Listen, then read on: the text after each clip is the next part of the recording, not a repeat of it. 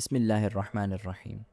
اذکار الصباح، جب صبح ہو تو یہ پڑھیں: اللہم بک اصبحنا وبک امسینا وبک نحیا وبک نموت والیک المصیر۔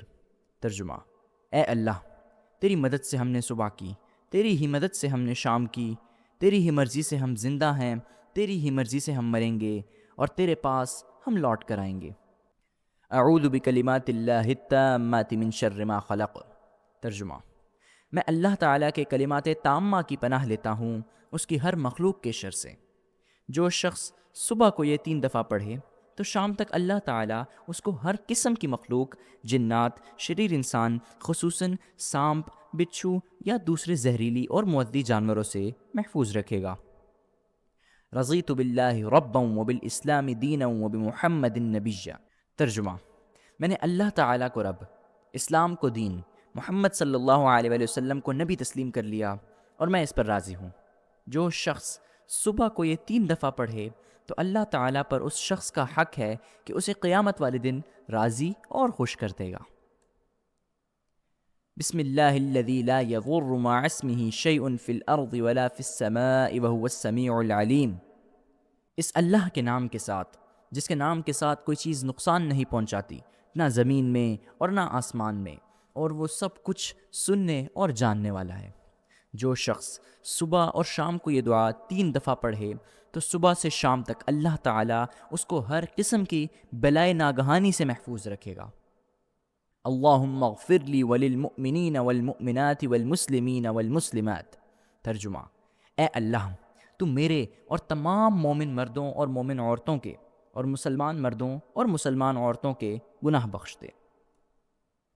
حدیث پاک صلی اللہ علیہ وسلم کا مفہوم ہے کہ جو شخص دن میں 27 دفعہ اور رات میں 27 دفعہ یہ دعا پڑھتا ہے، ان کا شمار ان لوگوں میں ہوگا کہ جن کی دعائیں اللہ تعالیٰ اپنی رحمت سے قبول فرماتا ہے، اور ان کی برکت سے روئے زمین کے تمام مخلوقات کو رزق ملتا ہے، بشمول جن و انس، درند، چرند و پرند اور تمام حشرات الارض۔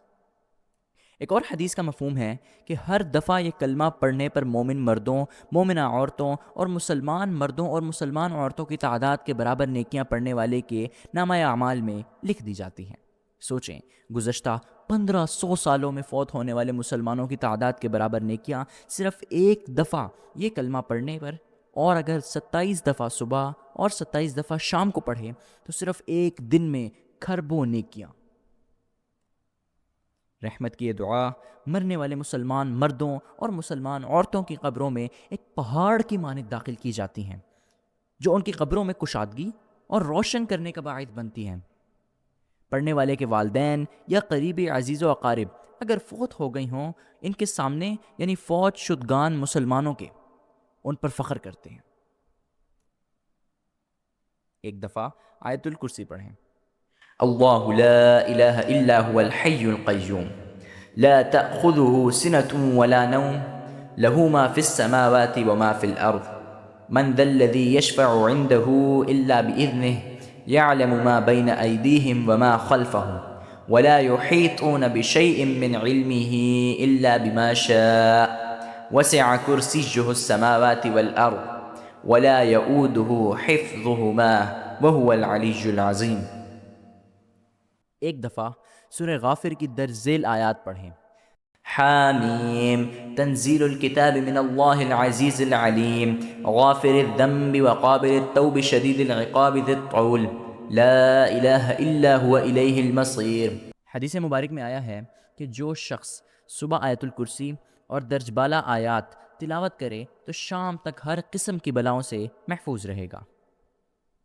سورہ حشر کی آخری 3 آیات درج ذیل طریقے سے پڑھیں: اعوذ باللہ السمیع العلیم من الشیطان الرجیم 3 دفعہ پڑھیں، اس کے بعد درج ذیل آیات تلاوت کریں: هو اللہ الذی لا الہ الا هو عالم الغیب والشہادۃ هو الرحمن الرحیم هو اللہ الذی لا الہ الا هو الملک القدوس السلام المؤمن المہیمن العزیز الجبار المتکبر سبحان اللہ عما یشرکون هو اللہ الخالق البارئ المصور له الاسماء الحسنى يسبح له ما في السماوات والارض وهو العزیز الحکیم۔ سورۃ الحشر کی آخری 3 آیات کی فضیلت: جو شخص صبح ان آیات کی تلاوت کرے گا تو شام تک 70,000 فرشتے اس کی مغفرت کی دعا کرتے رہیں گے۔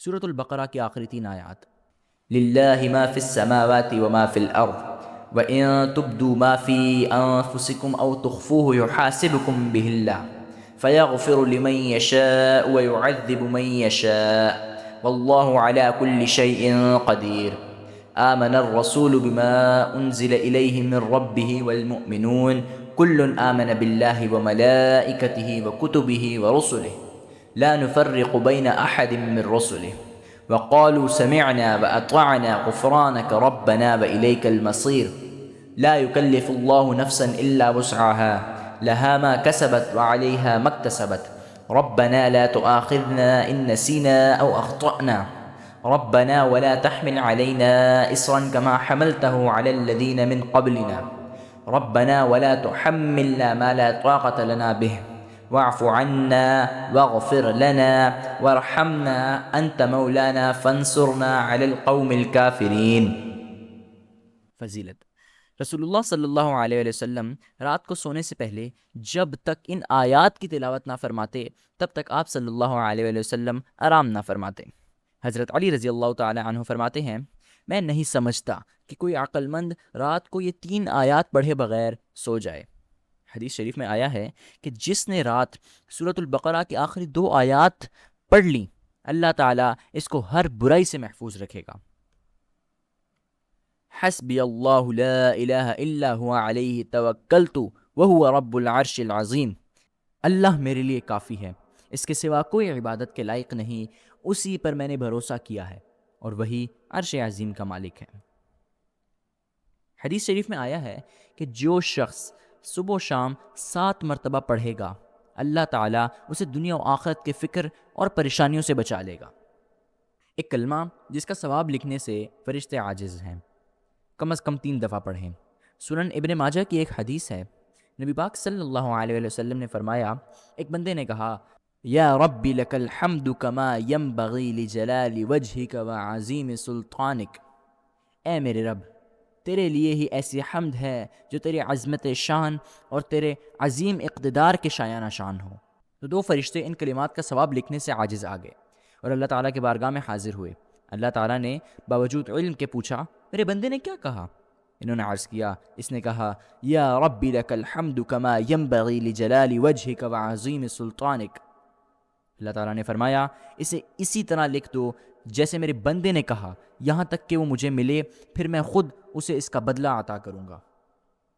ایک ذکر جو تمام اذکار پر بھاری ہے، سبحان اللہ وبحمدہ عدد خلقہ ورضا نفسہ وزنۃ عرشہ ومداد کلماتہ۔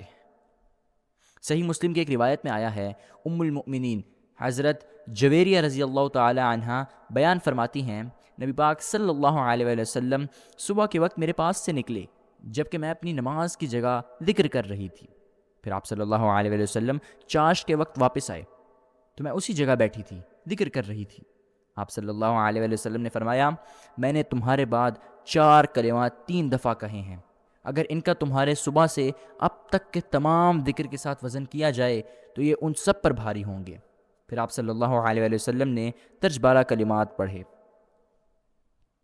دوستوں، اگر آپ کو یہ ویڈیو پسند آئی ہو تو ہماری حوصلہ افزائی کے لیے اس ویڈیو کو لائک کریں، زیادہ سے زیادہ شیئر کریں اور ہمارے چینل کو سبسکرائب کریں۔ جزاکم اللہ خیرا۔